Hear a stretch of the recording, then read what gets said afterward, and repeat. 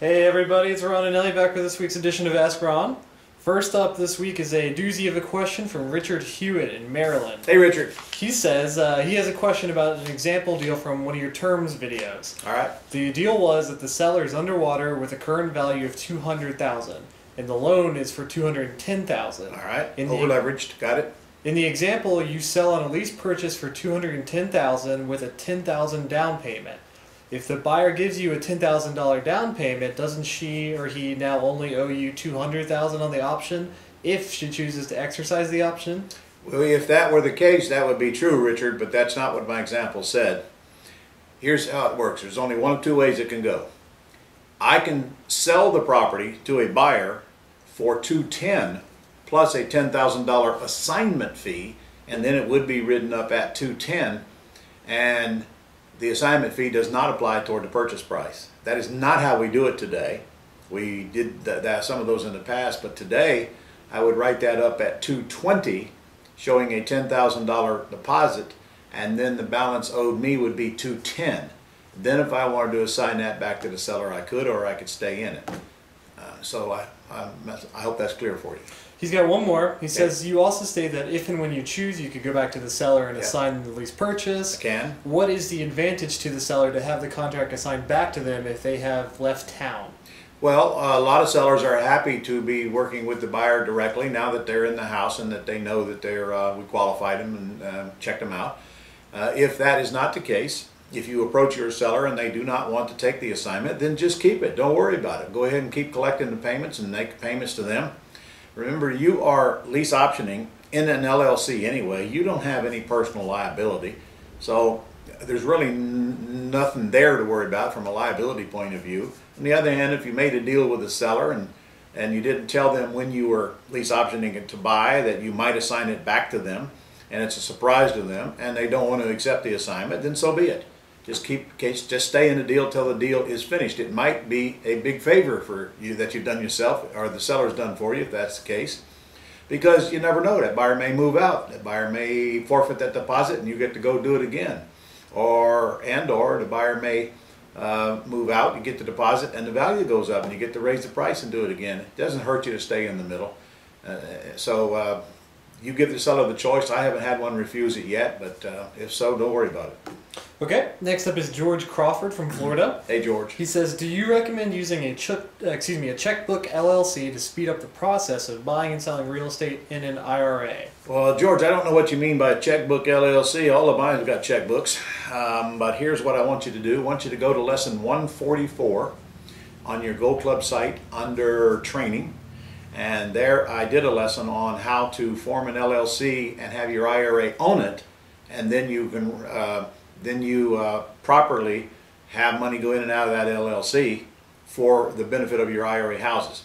You better go watch that lesson now, because you cannot manage that LLC and you cannot personally sign those checks, and your name needs to be on nothing. So go watch lesson 144 and learn how to do it correctly. Okay, next up is Randolph Ellis in Texas. Hey Randolph. He says, is it possible to do subject to lease option and owner financing deals on a steady basis in a small market without a lot of high-priced homes? Gosh, yes.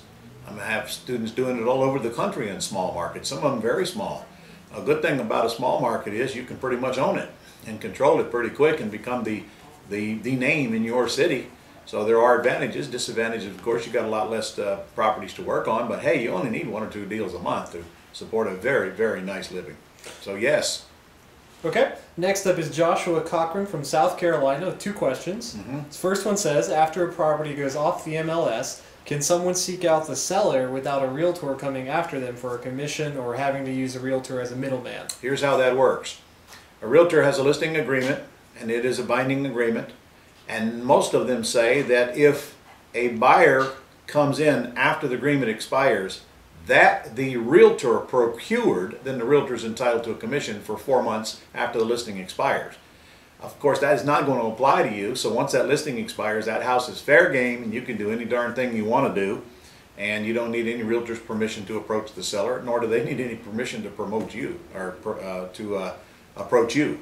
We get a lot of sellers that are approaching us during the listing period, and we ask them, is the house listed? So if it is, We simply tell them that they're going to have to get the listing released, or it's going to have to expire before we can buy their house, because I won't interfere with that listing agreement. But once it's expired, fair game.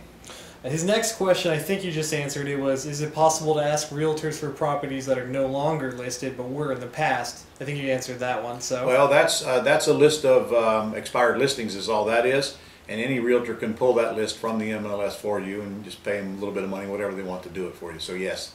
Perfect. And there's nothing illegal about dealing with these properties. In fact, it's not illegal for you to go buy a house that's listed.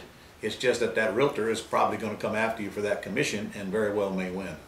Okay, your last question this week came from Nathan Cormy in Louisiana. Hey, Nathan. He says, Ron, you used to have two versions of the real property possession and lease agreement on the Gold Club, one for buyers and one for sellers. Why has this changed? Well, actually, I have 3 lease option agreements on the Gold Club, and that hasn't changed.